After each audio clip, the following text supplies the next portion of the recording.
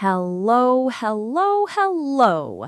Welcome back to the Best English Podcast. I'm Olivia. And I'm James. Hello, everyone. It is so good to be back here with you. It is. And James, today, oh boy, today we have a topic that I think is going to change some lives. Change lives? That is a big promise, Olivia. I know, but seriously, today we are talking about the secret to speaking English fluently. The stuff that nobody really tells you in school. Ah, the secret sauce. I really wish someone had told me these things when I was learning my second language. It would have saved me so much pain. Exactly. And that's the thing. We see so many of our listeners. They are smart, they study hard, they know the grammar rules. Better than we do sometimes. Honestly, yes, they know the rules better than native speakers. But they still feel stuck. They still feel like they can't just flow. Right. It's that feeling of being a robot, right? You are calculating every word in your head.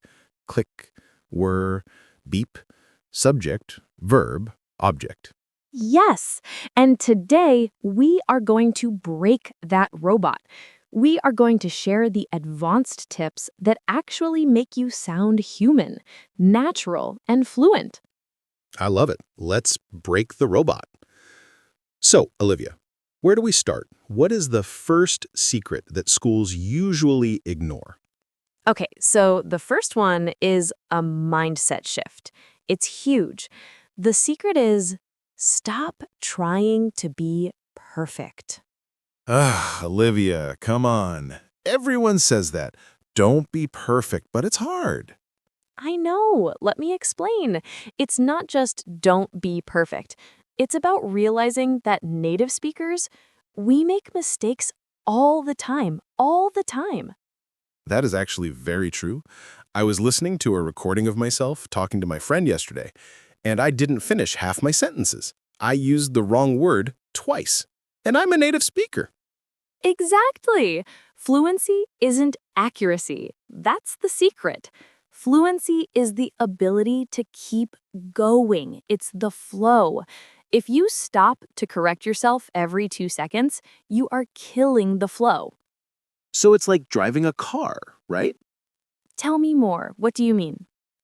Well, if you're driving and you hit a tiny bump in the road, you don't stop the car, get out, and look at the bump for 10 minutes. You just keep driving. Yes, that is a perfect example. But so many learners, they hit a grammar bump.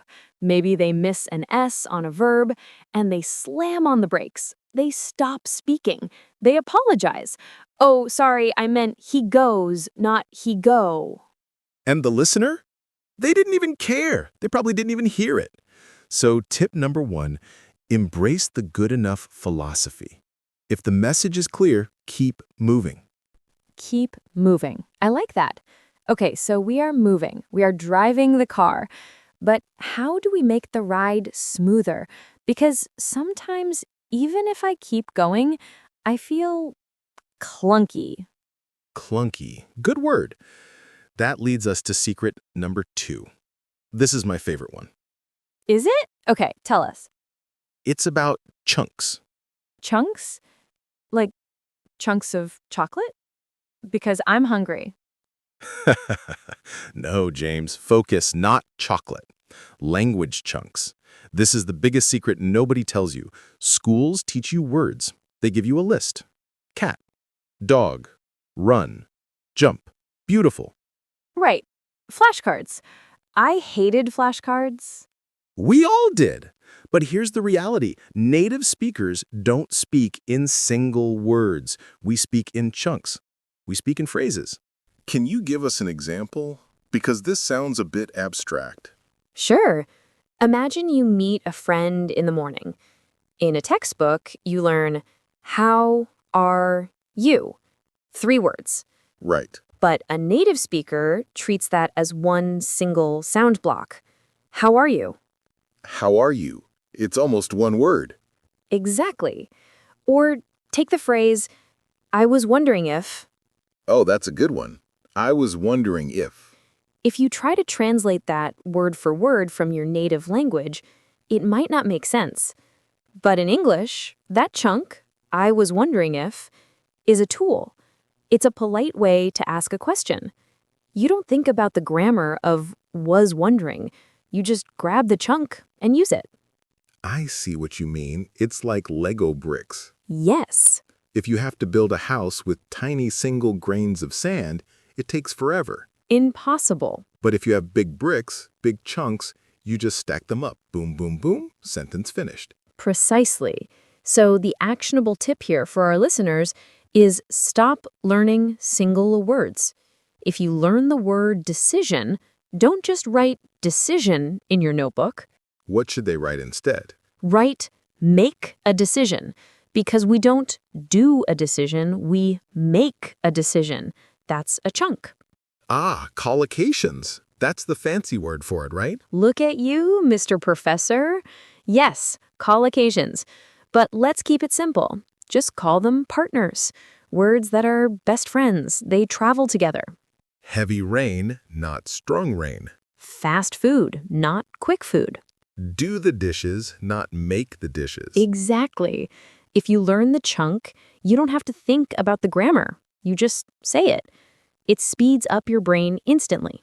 That is powerful. It really takes the pressure off your brain, doesn't it?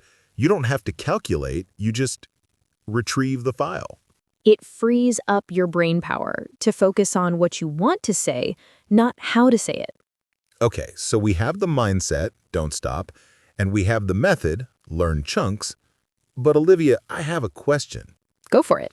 What about the physical side? Because sometimes I know the chunk, I know the words, but when I open my mouth, my tongue gets tied up. I stumble. Oh, the gym for your mouth. The what? Laughs. That's secret number 3. Treat your mouth like a gym. Okay, now I am confused. Explain this to me. Think about it. Speaking a language is physical. It involves muscles. Your tongue, your lips, your jaw, your throat. True. Different languages use different muscles. If you have been speaking Spanish or Japanese or Arabic your whole life, your mouth muscles are trained for those sounds. English requires weird acrobatics. It really does. The sound, that is just mean. Putting your tongue between your teeth? Who invented that? I know, right? So the secret is you have to train your muscles physically. It's not enough to listen. You have to do something called shadowing. Shadowing. I've heard of this, but is it effective?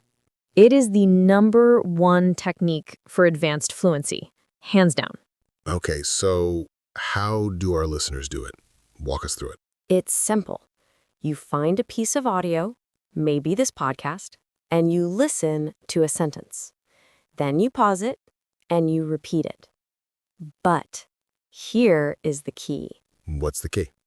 You don't just repeat the words, you copy the music, The music? the emotion, the pauses, the way my voice goes up and then comes down, the speed. You have to become an actor. Oh, I like that. Acting. Yes, if I say, I can't believe you did that, and you say, I can't believe you did that, you are not shadowing, you are reading. Right. You missed the emotion. You missed the soul of the sentence. Exactly. You have to exaggerate, even if you feel silly, especially if you feel silly. I think that's the problem, isn't it? People feel stupid making funny sounds. They do. But think about a baby. Babies babble. They make weird noises all day long. That is how they learn to control their mouth. As adults, we're too proud. We don't want to look silly. So we need to be more like babies? In the privacy of your own room, Yes, be a baby, make noise, mimic James, mimic me. Try to sound exactly like us. If you do this for 10 minutes a day, your pronunciation will skyrocket. And I guess it helps with listening, too. Hugely, because once your mouth knows how to make the sound, your ears recognize it much faster. That makes so much sense. It's a connection between the ear and the tongue. It's a loop. So don't just study with your eyes, study with your mouth. Speak out loud, even when you are alone. I do that anyway. I talk to myself all the time. Well, that's just because you're crazy, James. Hey, I'm just practicing my fluency. Okay. So we have mindset, chunks, and muscle memory. Now, I want to talk about something a bit deeper. Secret number 4. Okay, well, let's go deep. What is it? It's about identity. Whoa, okay, identity. This sounds serious. It is. One of the biggest barriers to advanced English is that people feel like they are losing themselves when they speak English. I totally get that. In my native language, I am funny. I am witty. I can tell jokes. But in a new language, I feel like a child. I feel boring. Yes, you feel like your personality has shrunk, and that makes you nervous. It makes you hesitant. So, what is the secret? How do we fix that? You have to create an English alter ego. An alter ego, like a superhero identity. Kind of. When you speak English, don't try to be James from your home country. Be English James. English James. Is he cool? He's very cool. But seriously, adopt a persona. When you switch to English, maybe you become a little bit louder, or maybe a little bit more direct, or maybe you use your hands more. That is actually a really good tip. I remember when I was learning French, I tried to act more French. I shrugged my shoulders. I changed my posture. Did it help? It did. It actually made me feel more confident. It felt like I was playing a character. So if I made a mistake, it wasn't me making the mistake, it was the character. Bingo! That is the magic. It protects your ego. If you treat it like a game, like a performance, the fear disappears. And I guess different languages have different vibes, right? Totally. English is very rhythmic. It's stress-timed. Da, da, da, da, da. I want to go to the store. Whereas some other languages are like machine guns, rat-a-tat-a-tat-a-tat-a-tat-a. Exactly. So if you try to speak English with the rhythm of your native language, it sounds foreign. You have to put on the English mask. Adopt the English rhythm. So listeners, find your English alter ego. Give him or her a name if you want. Yes, be Brad or Jennifer for 20 minutes. See how it feels. I love that. Okay, Olivia, we have time for one more big secret. What is the final piece of the puzzle for today? Okay, this one is practical. It's about how you consume content. Secret number 5, stop studying, start living. Stop studying, but we are an educational podcast. I know, but listen, if you want to move from intermediate to advanced, textbooks won't get you there. Why not? Because textbooks are artificial. They are clean. They are safe. Real English is messy. So messy. So, you need to stop treating English like a subject, like math or history, and start treating it like a tool to get what you want. Give us an example. Okay, James, what do you love? What is your hobby? You know me. I love cooking. I am a master chef in my own mind. I'm coming over for dinner then. Okay, so if you love cooking, don't read a textbook about food vocabulary. Boring. Instead, Watch MasterChef UK. Watch Gordon Ramsay yelling at people on YouTube. Read recipes in English. Ah, I see. So I'm focusing on the cooking, not the English.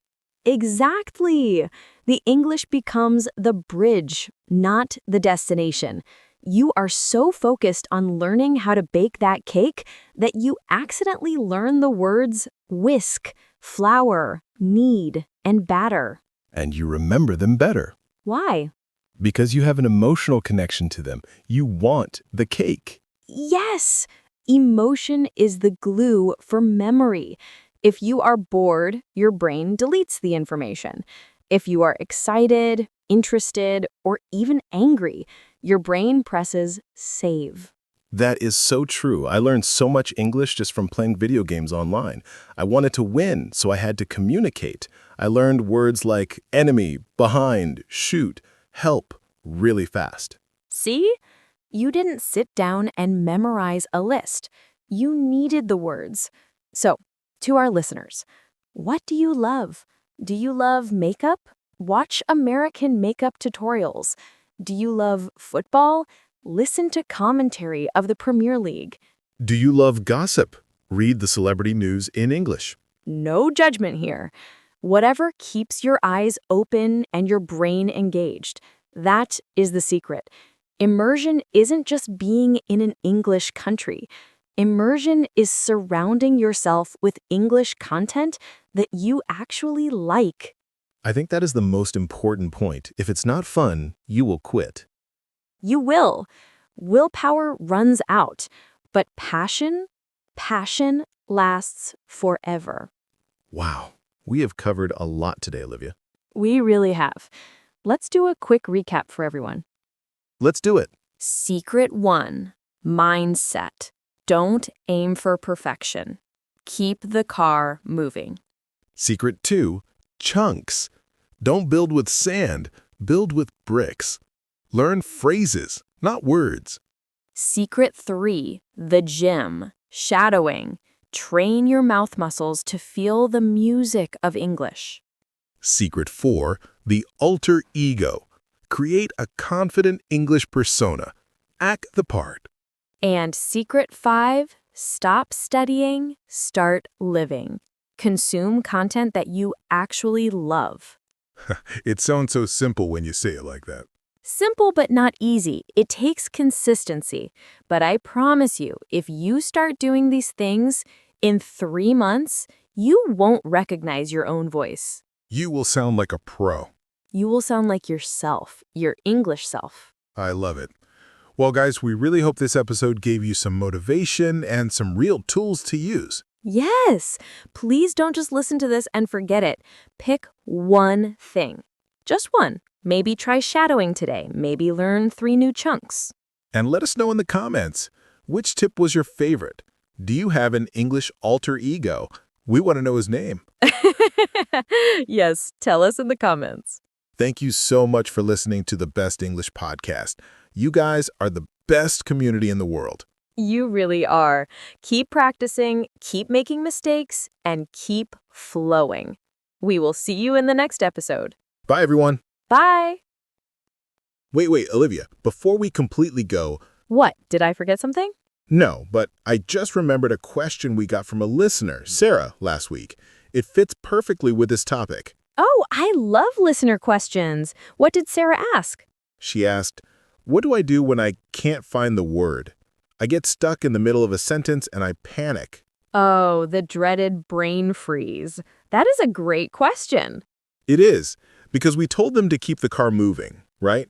But what if the bridge is out? What if the word is just gone?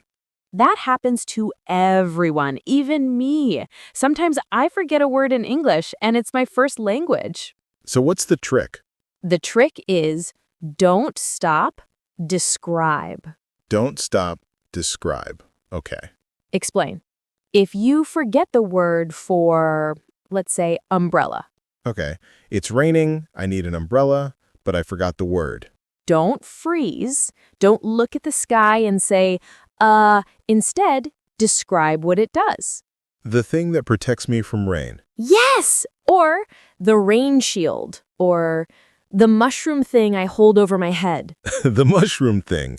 It doesn't matter if it sounds silly. The person will understand you.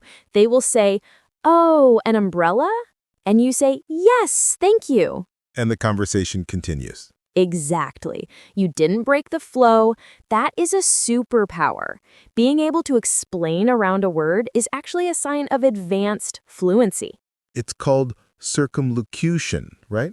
James with the big words again. Yes, circumlocution, talking in circles. It's a survival skill. So, Sarah, if you are listening, if you forget a word, don't panic, just describe it. Use simple words to explain the complex word. The thing used for, the person who, it looks like, these are your lifesavers. Great advice. Okay, now we can actually say goodbye. Now we can say goodbye. All right. Take care, guys. See ya.